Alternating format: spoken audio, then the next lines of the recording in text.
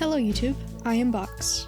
I recently uploaded an animation I made in Ibis Paint, and I figured this was a good opportunity to talk about my thoughts on its animation mode. Now, I'm broke, so this means I use the free version of Ibis. This means I'm limited to only 2 canvas sizes, one being 640 by 640, which is for cute little animations and GIFs, and 640 by 480, better suited for full video animations. Since the latter is big enough for a YouTube video, I'm personally not complaining. The animation layout is similar to illustration mode and was pretty easy to get the hang of. I love that Ibis didn't go the Procreate route and make the layers the frames, and instead separated the frames entirely at the bottom.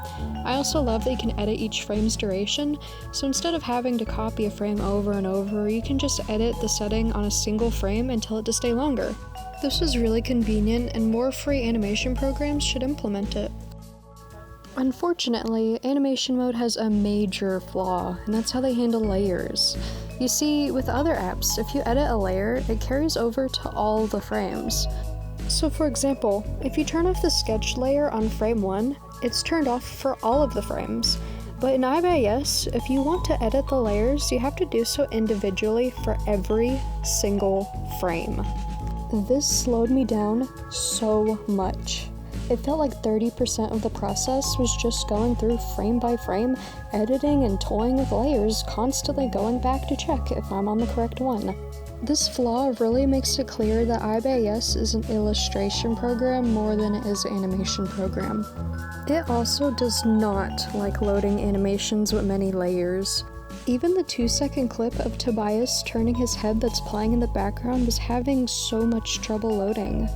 That's probably due to every single frame having its own layer system, so Ibis is not the best for more complex animations, especially longer ones.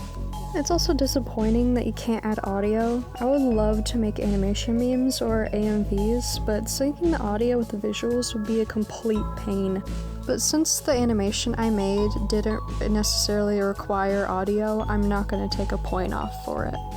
But out of the free animation apps on mobile, Ibis, even with its major flaws, still is one of the better options. In terms of actually drawing the frames, it's so much better than Flip a Clip and Animation Desk. Even with the annoying layer system, at least there isn't a cap at 3. And I got tons of brushes only an add away, a good UI, many blending modes.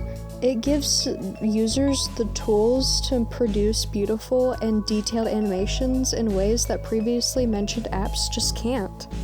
And I think that's what draws me to Ibis in the end, despite the flaws, because I love to draw. And the other alternatives just don't allow me as much freedom that Ibis does, and it doesn't give me as good quality works. So if you're wanting a more professional feel and the ability to add audio and create more complex and longer animations, Ibis is probably not what you're looking for. I'd recommend Krita as a free option. But if you're looking for a free mobile option for simple animation and a bunch of illustration tools, and you just really love to draw and see your drawings come to life, then I say go for Ibis. Definitely not Flip a Clip. Thank you for listening to my rant. I know this wasn't the most structured thing in the world, and I'm not the best at writing scripts or organizing my thoughts. I'm hoping to make more videos in the future. Also, by the way, I illustrate a Webtoon. If you're interested, check it out, link below. I'm currently working on a scene right now in it that I really hope to adapt into animation and post on here. But until next time, bye bye!